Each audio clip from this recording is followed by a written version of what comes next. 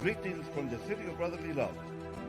I am Fernando Mendez, host of the Roundtable. We invite you to listen to our discussion of the themes of the day when we bring you regional, national, and international news.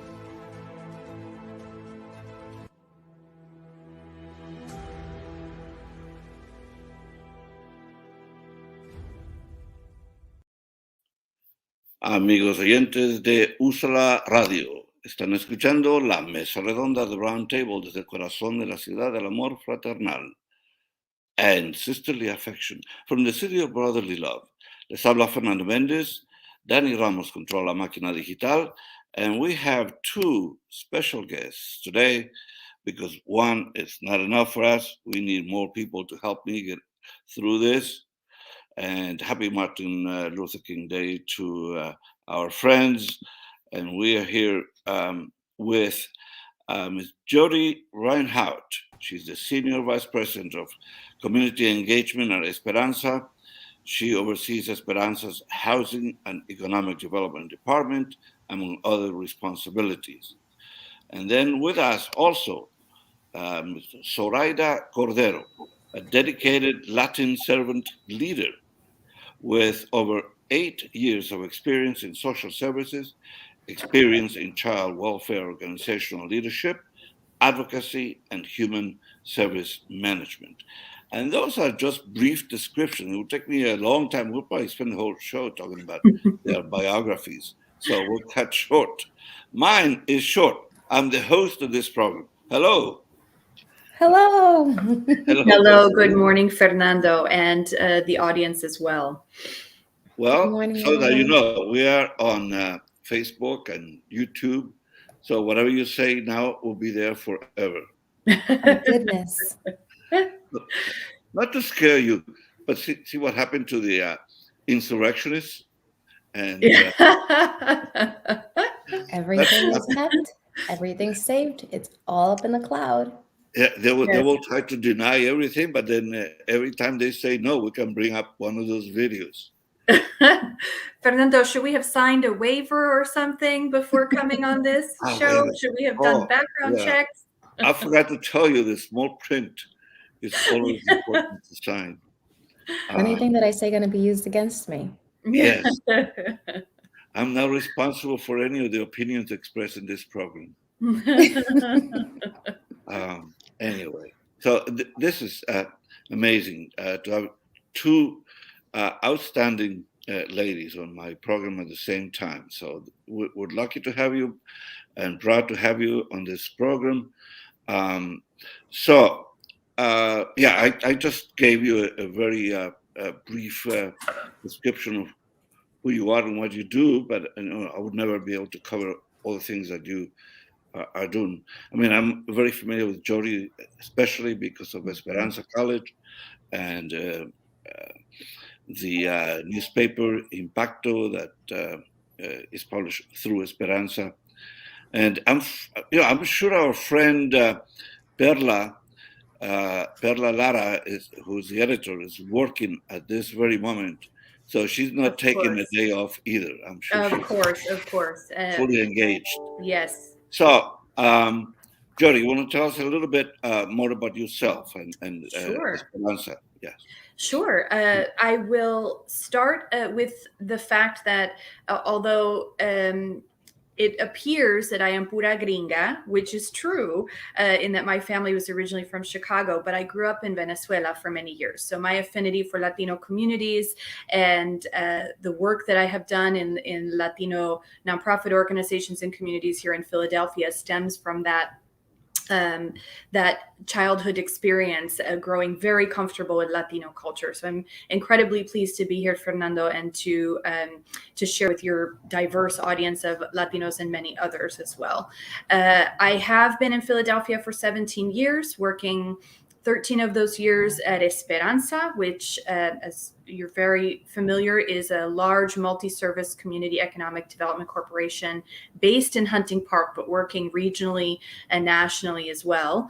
And we do a whole host of things to provide service to the community, to build what we call an opportunity community in low-income neighborhoods by giving people of low incomes the same kinds of opportunities for advancement as anyone else would expect to enjoy in their lives, and opportunities for agency and self-actualization.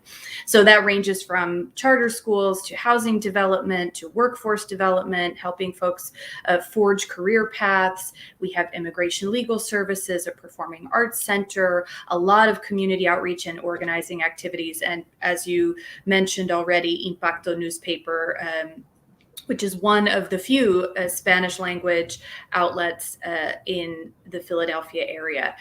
So I have been privileged and blessed to be with Esperanza for 13 years. Prior to that, I worked with Congreso de Latinos Unidos for several years, another wonderful pillar of both the community and the city in Philadelphia that provides many services to Latinos and other minority and low-income groups as well. So it's been nearly 20 years in Philly, working with Nuestra Gente, and it's just been a wonderful ride. I have done many things at Esperanza and currently serve as the Senior Vice President of Community Engagement, where I get to work directly with community members and leaders, small business owners, and a wonderful rock star team of staff at Esperanza that carry out this work on a daily basis. So I'm so glad to be here. Thank you.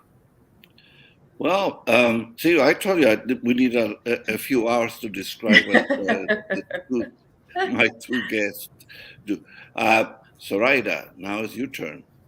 All right. Hi, everyone who's live or those who will see me later. It's a pleasure to be here, Fernando, and a pleasure to connect with you, Jodi, and learn more about you and the great things you do at Esperanza. Yo soy Zoraida Cordero, Zoraida Cordero. I go by Z. It's a comfort zone for me. Pronoun she, her, hers. I currently am the Director of Operations and Program Development at Safe Hub. Currently, what I do is I support a program that focuses on youth development with a specialty in soccer. It's based out of a global enterprise model out of South Africa that is also implemented in Germany and has now expanded to Asia. Essentially, what they do in the Safe Hub is make sure that youth who are in the program not only are learning a skill and applying it through soccer, but their social and emotional learning is growing and being able to have opportunities to grow professionally and be successful. So it's been brought to Philadelphia. We're not as wide as the Safe Hub model in South Africa, but the hope is to be able to create a Safe Hub in Philadelphia where we support local youth in the area from ages 4 to 17 and have the soccer-based initiative with social and emotional learning, but also be able to grow the impact in the sense of families can come and receive services. We connect with local organizations, focus on economical development, the collective impact, and being able to make sure that these participants thrive not only within the program, but thrive with resources available to their local community, just changing the narrative of what a safe community looks like, where you have a safe space, and being able to love where you are at. So where my background is I'm a social worker by trade. I have always been a social worker from a child to an adult. I believe in helping others. As a Latina myself from New York City, I have grown in the melting pot of everything that you can imagine from different ethnicities, diversities, values, and beliefs. And I think that's a privilege that I was able to grow up in such a space. And being able to see how many other individuals I come in contact with do not have that privilege is an opportunity for me to be able to assist others and provide them support or just an open perspective. As an individual, I believe that I know my family did not have the support that they needed essentially to raise kids the way that they wanted to, but the idea was they were dreamers and they wanted their kids to prosper. I believe that I was fortunate to have a family foundation, which allowed me to grow and thrive and be a leader. However, there's other youth who are Latino and other youth of color who are underrepresented and marginalized communities that do not have that family foundation, that do not have these social services readily available, or have the supports that they need to grow and prosper because they're missing a family dynamic or they're missing the social assistance, which is why I am passionate about youth development, youth programming, community organizing. I do my best to volunteer as often as I can, not only because I enjoy doing it, but I believe if other people see what I do, then they would follow by that lead. I also believe that it's important to see representation in advocacy and board representation in coalitions, especially for people of color, especially Latinos. I would love to be able to aspire an upcoming Latinx individual to be able to see themselves as a leader, be able to see themselves as a director. So essentially, that's what I like to do. I like to lead by example. I am also a veteran of 9 years. I served in the Army Reserve. I'm a human resource specialist, and that background has allowed me to not only be a social service provider, but apply organization skills, administrative skills to successfully help other peoples. On the back end of things, I like to support small grassroots nonprofits. There are a lot of great leaders out in these communities who unfortunately haven't been provided with the opportunity to receive the education that they would like, right? Because it's either expensive or because they don't have the time. And many services are provided out there that are beyond expensive for them to afford. So what I like to do is be able to use what I've learned, share that knowledge to help them prosper and grow. That's essentially who I am. 29. I'm bilingual, and I'm so glad to be here. And I hope that if anyone has any questions, anyone can connect with me. But I'm looking forward to our conversation. Wow. Well, listening to both of you, I get depressed. I haven't done anything with my life. I should You got start us doing here. some That's stuff. good.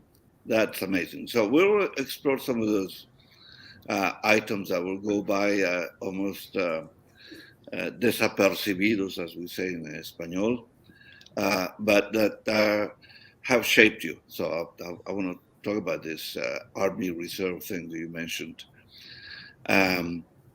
Yeah, it's funny, you know, you scratch the surface of anybody's life, and all of a sudden they say, "Oh, my life is not interesting enough for me to even talk about it," and then you start asking questions, and you discover like it's a huge amount of things that we learn from other people if we communicate properly, we talk, and so that's why I've always said that prejudice is born out of ignorance, not communicating, not knowing anything about the other person or group of people. You know, very quickly we say like, "Oh, wow." It's like remember when a whole bunch of countries were dismissed by a former president, sort of puts them all in one disgusting epithet that he used, and so and that is a display of ignorance in itself. So, well, thank you both for these really impressive biographies, and makes me happy, even more proud that I somehow not find you, but I think that somehow that you're around here, and you both in Philly, right? Yes. So, Yes. I've been in Philly a long time, and I have seen growth. I've seen decay also in certain aspects, but I've seen growth, and for the most part in our community, I have seen tremendous energy and a desire to improve, if given the opportunity. That's when Zoraida spoke about how many people have talent and initiative, and they just lack access and opportunity. And so Jodi knows that Esperanza is all about that. And Zoraida mentioned that she's engaged in trying to help people reach whatever their goals are, their ambitions. So we're going to take a very brief pause here en Usa la Radio. Les habla Fernando Mendez. Dani Ramos controla la máquina digital. Estamos en compañía de dos damas distinguidas, dos líderes Jodi Reynhout from Esperanza, and Zoraida Cordero. Zoraida will tell us later about this affiliation to a soccer endeavor. So, regresamos en un momento.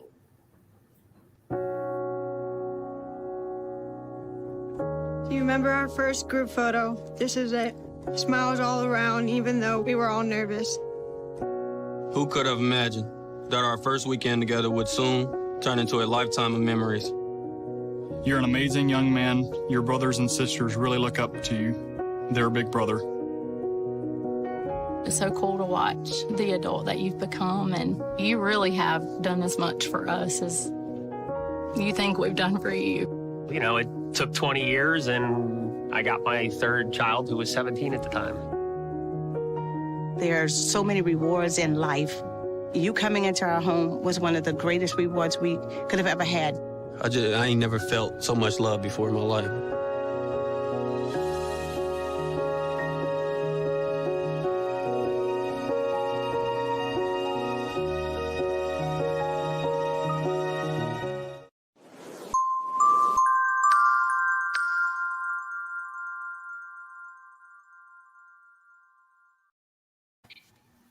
Amigos siguientes de Usa la Radio, estamos aquí de nuevo con su programa La Mesa Redonda de Roundtable, desde el corazón de la ciudad del amor fraternal and sisterly affection. Two distinguished guests with us today, Jodi Reynhout and Zoraida Cordero. So, it's Martin Luther King Day. So, Zoraida, why do you think this is a meaningful day and worth celebration, worth a remembrance?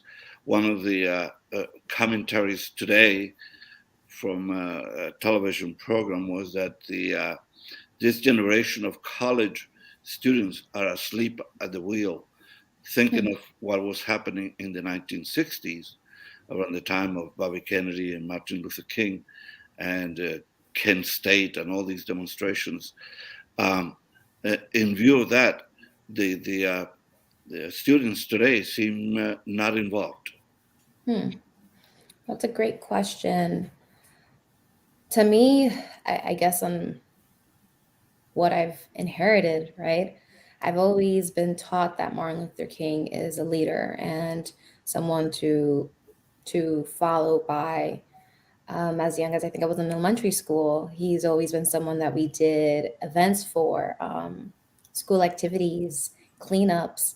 And I think that because of how society has formed itself, some of that has gone away. But depending on the communities that you're in, it's very prominent and it's very much continued to have a presence. And I think that answers a question. It just depends on the community, which shows why it's important to continue to celebrate this, because clearly there's still a divide. Clearly, we haven't really prospered the way we would like to. We have made some progression, but it's not as extensive to what his vision was. And it's unfortunate. We're speaking 1987. This was the holiday was trying to be passed.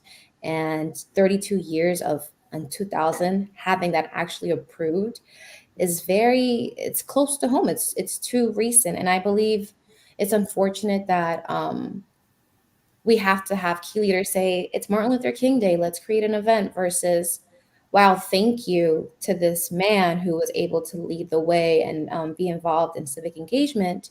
Because of him, we finally have a peaceful society, or a society that's able to communally live together and respect each other.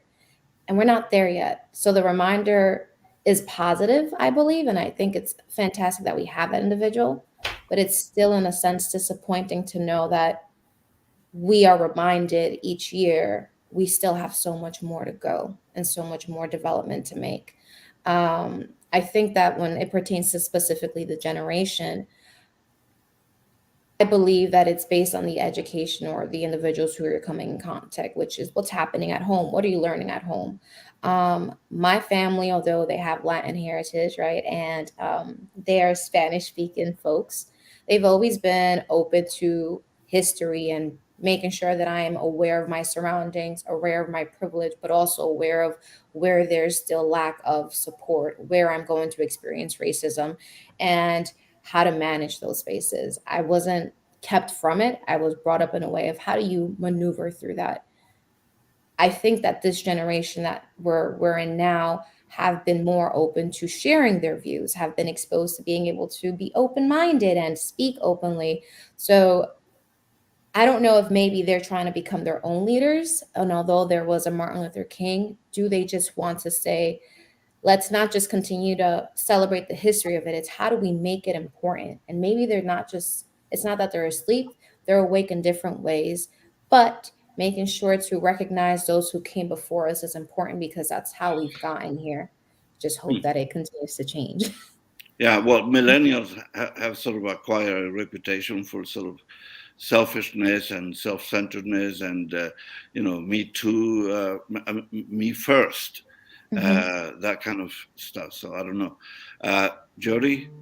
Sure. I think there are a couple of things that Zoraida has mentioned that I think are spot on. One is that, first I'll say, it's not just the history that we recognize and remember, right? The idea with continuing to honor Martin Luther King's legacy and pausing at this moment is to recognize how injustice has evolved, what path injustice has taken since Martin Luther King was standing up for the injustices of his day. And granted, of course, he was speaking to a universal idea about, whether it was discrimination or oppression or exclusion, marginalization, all of those things continue. But the way that they continue, of course, is different now than it was, 50, 60 years ago. And so I think what Zoraida said about this being a different moment in each community is very true. I think we find that at the level of individual communities in Philadelphia, where people are able to make connections with each other, in person, in old-fashioned ways, in addition to, the new technological ways that we have, like this, to connect with one another. But people understand, generally speaking, what injustices they are still suffering in their lives at the community level. And so the solutions, while again, they speak to kind of universal principles and ideas, but I think the solutions have to be driven at the community level as well, right? Where people come together around an understanding of the ways in which they still do not have a fair or equitable access to particular advancement opportunities. And so I think the idea that, a broad swath of people in our country we may consider to be not as tied in, not as active, right? The millennial generation, we have these kind of things that we say about them as a general principle, but in individual communities, there's activity going on, and people who are yearning to be taught, to be supported, to have resources brought alongside them in their desire to become the leaders that make a difference. And so I'll just use one example. I think we all understand the history of redlining as one of the policy measures of injustice and oppression that has caused some of the inequality a lot of the inequality that we see today. And so redlining was made illegal as a practice at a certain point, right? We reformed that piece of our broken system. But so it's important for whether young people or veteran leaders at community levels to come together around what are the new systems that have been put in place that are broken, that are holding certain groups back, right? Because we may have resolved one systemic issue that was holding some folks back, but that evolved into other kinds of oppression and discrimination, right? We all understand that our criminal justice system has elements of that injustice built into its system and its structure, right? And so how do we target young people and grassroots level community members? How do we help people to target their energy toward what is the injustice of our day as far as a broken system? What can we do about it? And I do think, Fernando, that one of the disadvantages of the technological wonders and marvels that we've seen over the last 20 years, 25 years, are that we are very comfortable. We're comfortable to the point of believing sometimes maybe that social media or some other technological platform for raising our voices and for expressing our opinions is enough, right? Mm-hmm. And so and millennials or younger folks who grew up, today's college students who grew up with iPads in hand, or at the very least with the internet and social media from day one, I think it's incumbent on those of us who have been leaders for longer to help them understand that there's a mix of strategies that's needed. If you are truly committed to the pursuit of justice, not as a way to appear as though you are behind social impact principles, right? Because that is also, there's sort of a reputational piece there that I think a lot of people are after these days. But if you have a genuine commitment to the pursuit of justice, then there's a lot of ways that we need to get together to continue fighting this fight. I think having conversations about social justice issues on social media is simply not enough. And so those of us who are, like Zoraida, at the ground level, working with legislative pieces, working with advocacy with our elected officials and our political systems, right? There are many, many ways to plug in and have all of us rowing in the same direction to keep this arc of the moral universe bending toward justice. And so I really do think it's a matter of recognizing the moment we're in, recognizing what has shaped the mindset of these younger generations, and being willing to work with them as we work with communities every day in our jobs, right? We understand that the community members where we're based and where we work also need, in some cases, more information, more understanding in order to help empower them to be the kinds of leaders that will really make a difference in their own homes and more broadly. And I think the same is true for younger generations. We have to find those who are willing and dedicated and want to become leaders and come together with them, bring our experience and our perspective together, and keep moving. It's not just the legacy of Martin Luther King, but the evolution and the present day of injustice and oppression that we need to wrap our arms around. And I think that does his memory the most honor, is to continue carrying this forward. Zoraida, do you think the college kids are asleep at the wheel? To be honest with you, I'm an open person to always say that I'm gray. I'm very non-binary when I respond in a way where I believe there are some who are asleep. And then there's a lot of things that Jodi mentioned that I want to revisit.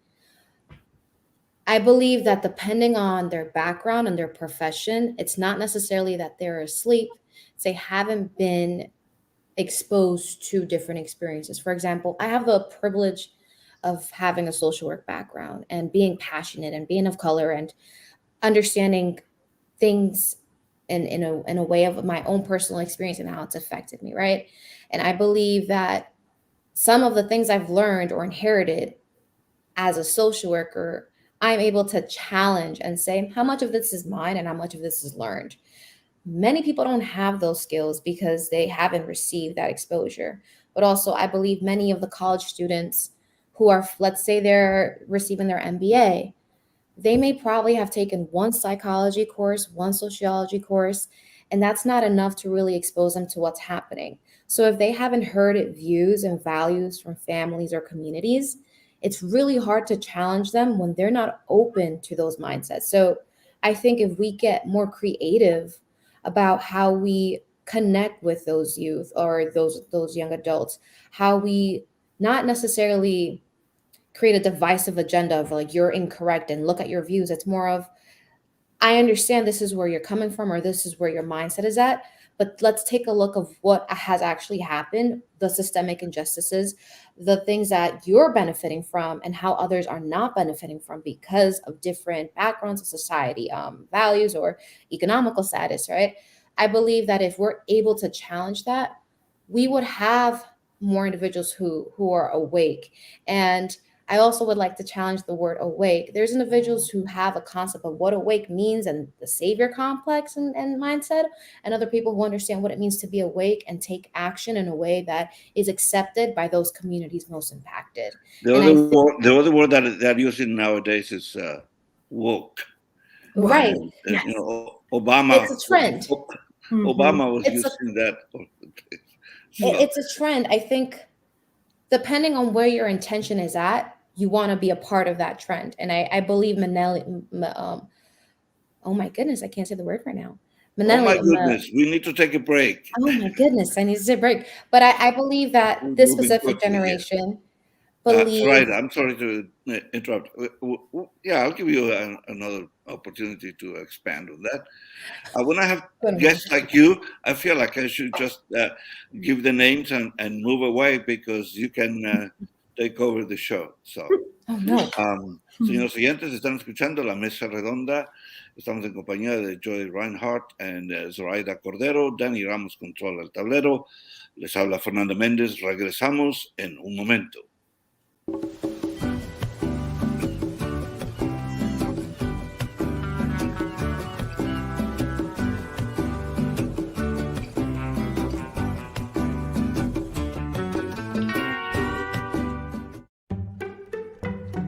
¿Qué le dijo el pollo policía al otro pollo policía? Necesitamos apoyo.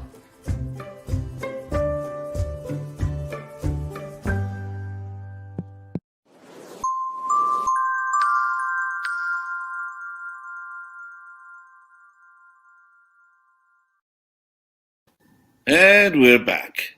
Estamos en la mesa redonda en compañía de Jodi Reynhout y Zoraida Cordero. Les habla Fernando Méndez. Dani Ramos controla la máquina. Bueno, estamos aquí hablando sobre si están o no despiertos los jóvenes del día de hoy en las universidades, ¿no?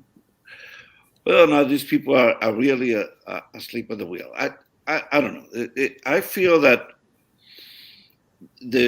for instance, the big issue of the day right now, I think, I mean, there's so many, but one huge one in front of us is the Voting Rights Act.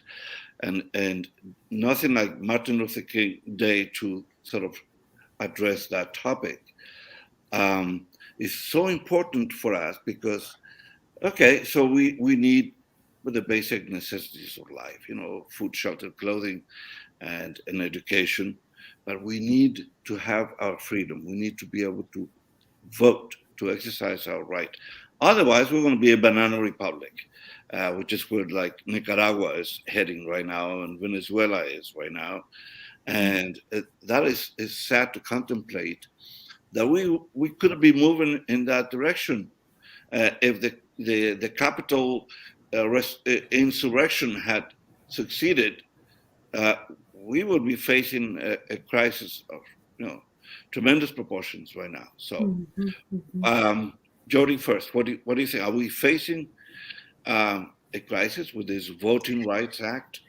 Yeah, Fernando, I do think that we are facing a crisis of apathy in some ways. I think that because those of us who have spent the better part of our lives in what we would consider a rather prosperous situation, peaceful situation. I think there is a danger in becoming too comfortable with that, and for the young people of our day, I think there's a lack of understanding of the idea that this is all very fragile. This is not a given. We cannot take it for granted. We may have built this at one point in time, but that it continues to be built day after day, strengthened, reinforced, as I said previously, evolved.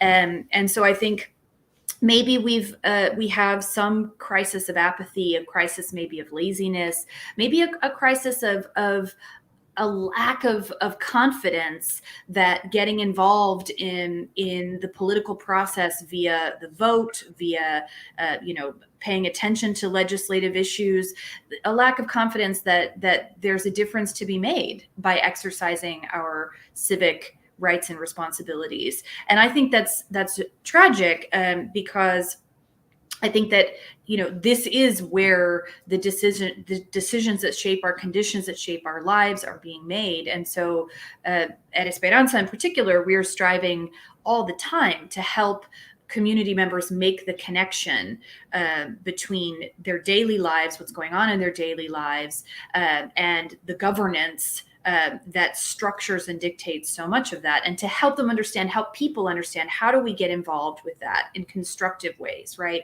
Where are the levers in the systems of power? And so I think, this is a personal view. I should say I don't represent Esperanza necessarily in my view that this is a crisis of apathy, maybe a crisis of being overly comfortable in some ways, right? And that people who could make a tremendous difference are more focused on career, comfort, entertainment. I think that we have potentially lost over the decades some amount of a disposition toward critical analysis, the willingness to sacrifice and suffer, the willingness to engage. But maybe, Fernando, some of this is about. And I'm so happy that you've invited Zoraida and I here. So hopefully I won't burn any bridges in saying this, but that the media and social media have kind of boiled information down to sound bites. And people are not as inclined to want to process complicated ideas anymore. And so I find that to be a large part of the problem that we have. It's not necessarily, of course, we could talk about the improvements or changes that need to be made in our voting systems, in access to exercising that right to vote, and all the things that Congress and our elected officials argue about in terms of, of whether and how people should be able to access their rights. But I think that a large root of this issue is really more in our attitude, our mindset, are either in our diminishing ability or our diminishing interest in really working hard with our minds and our dialogue with each other to engage complicated issues and maybe suffer and struggle a little bit in the process. There's less of an appetite for that. And I certainly do not blame Usala media. So please don't blacklist me from your show for saying that. No, I think you're trying to get out of being invited again. Yeah, you're on the hook now. Zoraida, I think we all agree that our rights to vote and all there are many things under threat because of what the Republicans are doing all around the country. I'm sorry to say it's not a partisan thing. It's a fact that they are trying to change the way we vote and who counts the votes. It's an objective statement. Mm-hmm. So, more specifically, Zoraida, since you mentioned that you were in the army, right? Mm-hmm. Was this the regular army, or were you? I was reserve. The reserve. Mm-hmm. But you still have to practice like the soldiers, right? Not anymore. I've I'm taking a No, little break, what they call time of grace. I should be completely out no, but I come mean, when you March. remember, you still you have to be prepared like any regular Oh, soldier, right? absolutely. I Right. mean, mhm. So how do you see that? Look at the way the Second Amendment is misinterpreted, and then we have these militias, and we had the Oath Keepers marching into the Capitol with camouflage and all that. Isn't that an aberration of our constitutional rights? So I had a feeling you were going to bring that up. And I want to share my personal view and opinion. It's disgusting to see what happened in Capitol. As an American, so I guess, how do I explain it? As an American, I take pride, right, in being a part of something great and thinking about those in our country. But as an American, I also take shame sometimes because of individuals who abuse their power and abuse the laws and amendments that we have for their own agendas, and it's selfish. I think it was a shame to see veterans go up there and destroy the Capitol, but also show that those individuals aren't about the community at large. They're not about change. They want to keep things stagnant as to where it's at. And I think it was a wake up, if anything. I don't agree with what happened at Capitol Hill. I don't think that they should be pardoned. I believe everyone who was a part of that should be held accountable and should have to pay should receive, people who were impacted by that should receive justice.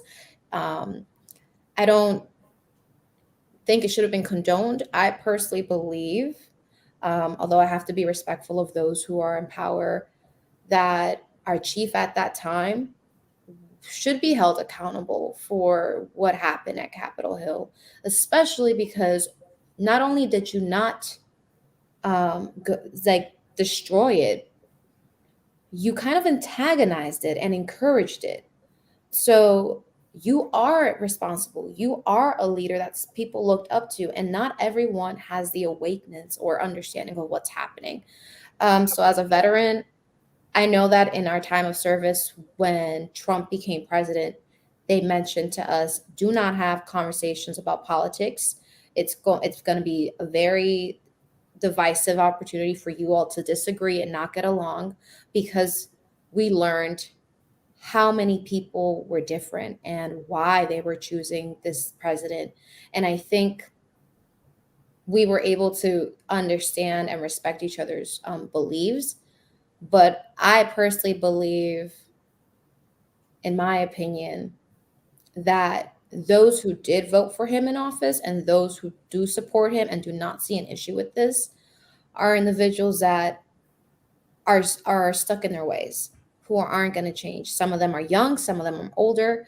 And I don't know, it's very disappointing. I was extremely disappointed to see individuals who are wearing the American flag, because we have in our uniform, we have our American flag patch. Mhm. And to have them use that flag in a way to represent oppression and to belittle people. I even saw people of color. That that was, I think I was confused by that. But what are you learning? And not in a way of judgment for them. It's more of what's going wrong and what can we do better? Because clearly we're not processing the same things. And most of that has to do with personal experiences. But also something Jodi brought up, social media. I do believe that, as she's mentioned, social media has such a powerful effect on people, where the algorithms pretty much manipulate what you're learning and what you're viewing. And I also think that's not fair. I think it's very biased. I know that if I Google cupcakes, I might get different resources or links that you might get, which is crazy. Right. And I've seen it where I have someone next to me. It's like, search what's happening in Philadelphia related to politics. Depending on their views, they'll either get information on liberals, information on Republican ideologies, and it's not open to learning. It's more of based off what they believe you're learning or they Mm. believe your views are. So am I being taught to challenge my views, or am I being encouraged to think a certain way? And a lot of individuals who are in Capitol Hill were involved in different ideologies, conspiracy theories that were fed to them in their phone. Yeah. So my question to society or to individuals of power is, how much privacy are we taking from people, and how public is our information that it's being used against us instead of being used for the people, by the people, to help the people? It doesn't seem like it's like that anymore. So all that to say, it's not one of America's proudest moments by any means at all. Oh, absolutely. I totally agree with you. And we are actually on social media right now. So Yes. To continue this manipulation of social media. Or hope the right people. Now, yeah, we take our break right now. And we are with Jodi Reynhout and Zoraida Cordero on the Roundtable. Les habla Fernando Mendez. Dani Ramos controla la máquina y regresamos en un minuto.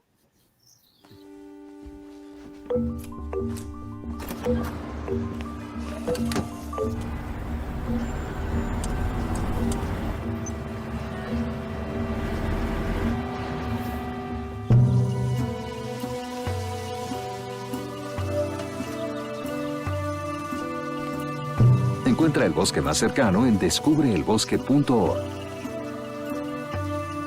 El bosque, más cerca de lo que crees.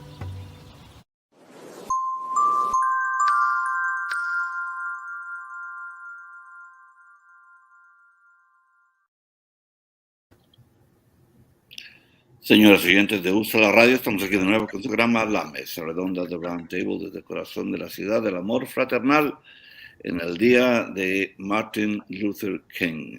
Estamos en compañía de Jodi Reynhout y Zoraida Cordero. And wow, see, time flies when you're having fun. This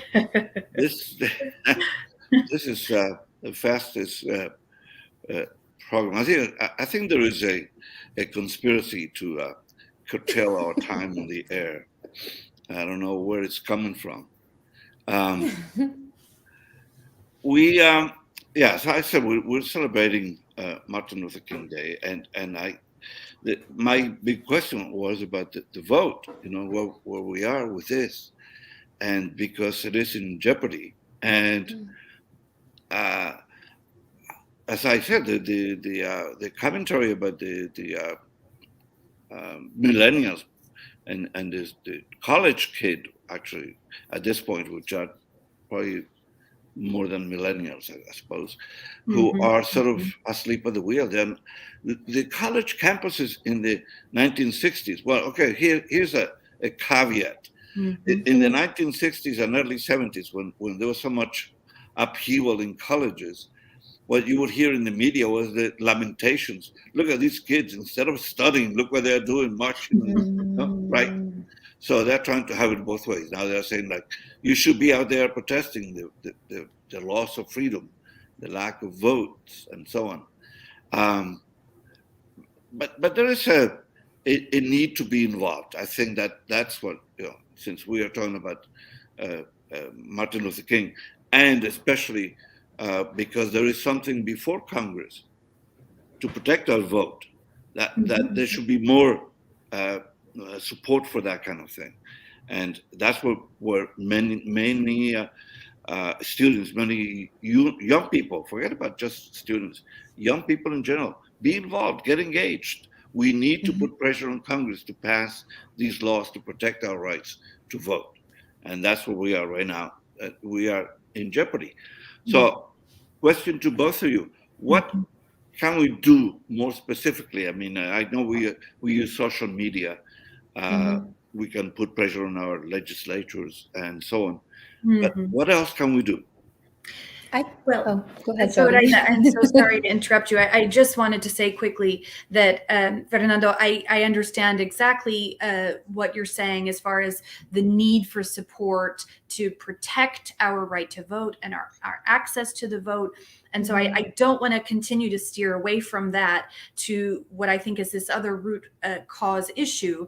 But I do think that putting information into the hands of people about how much their vote matters is an incredibly important thing to do at the community level, because we know that at the level of state government in Pennsylvania, so our Pennsylvania House of Representatives and our state Senate, in the district where Esperanza is based, those elections are decided by a very slim margin of votes. There are only a few thousand people who turn out to vote in those elections to begin with.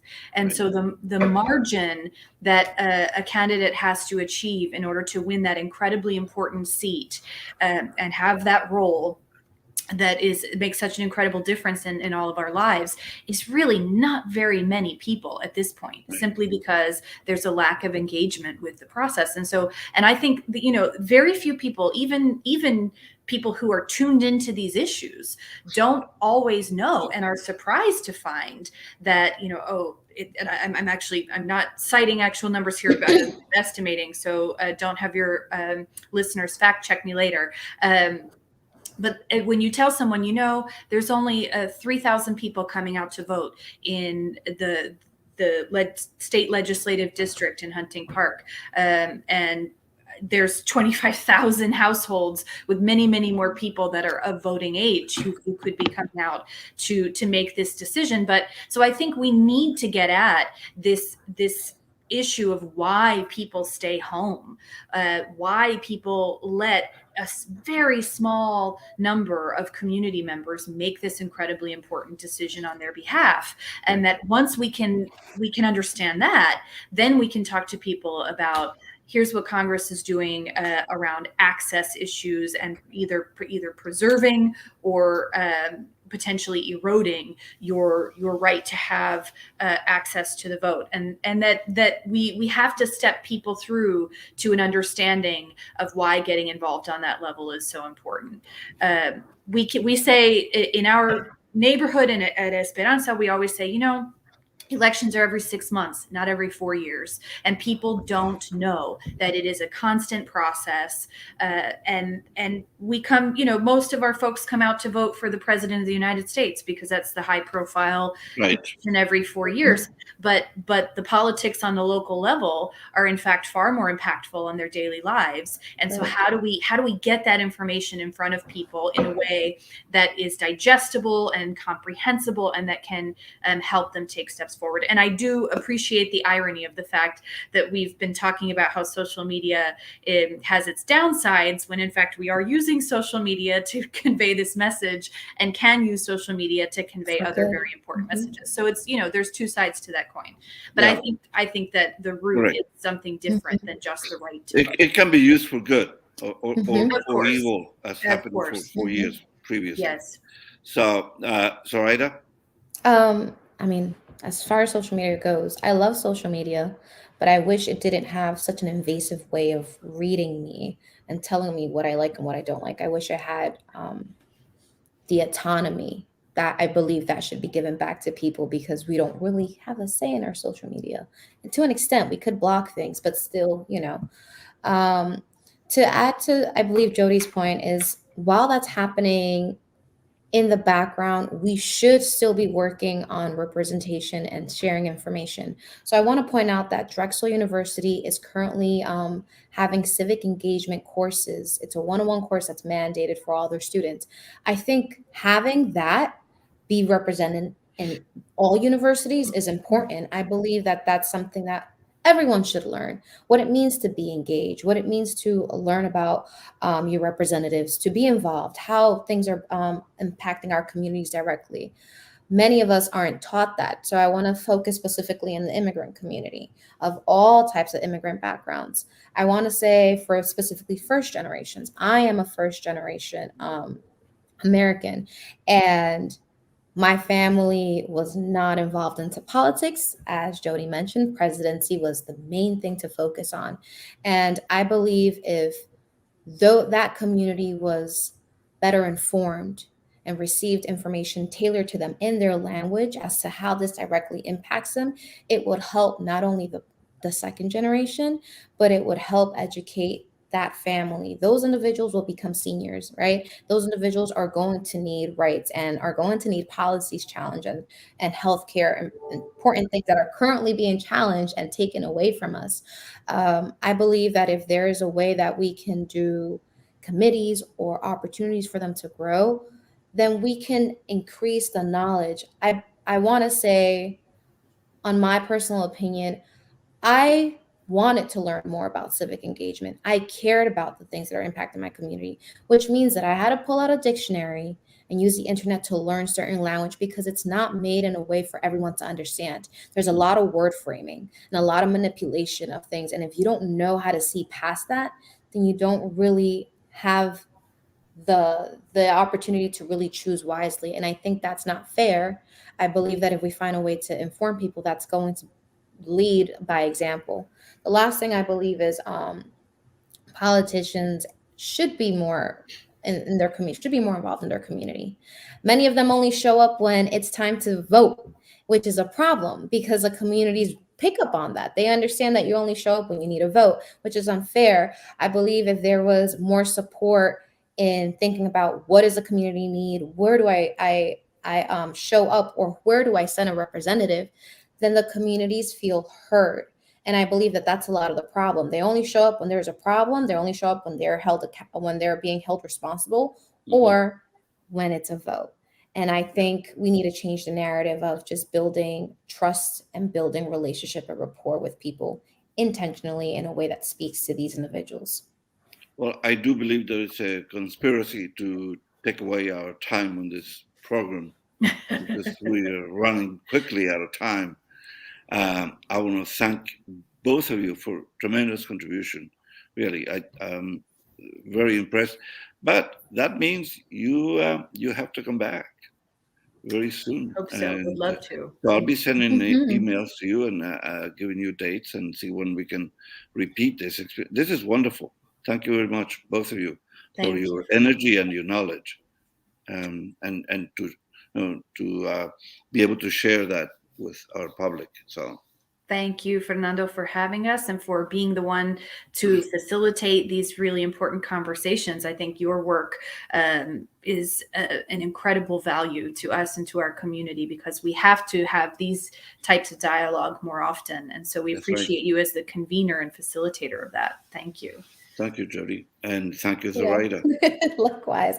Thank you. Thank you for having us. Thank you for this space.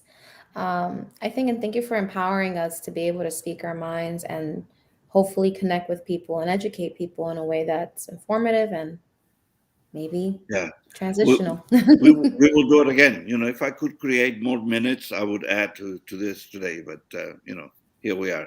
Absolutely. We'll do it again anytime you ask us to. I'm available.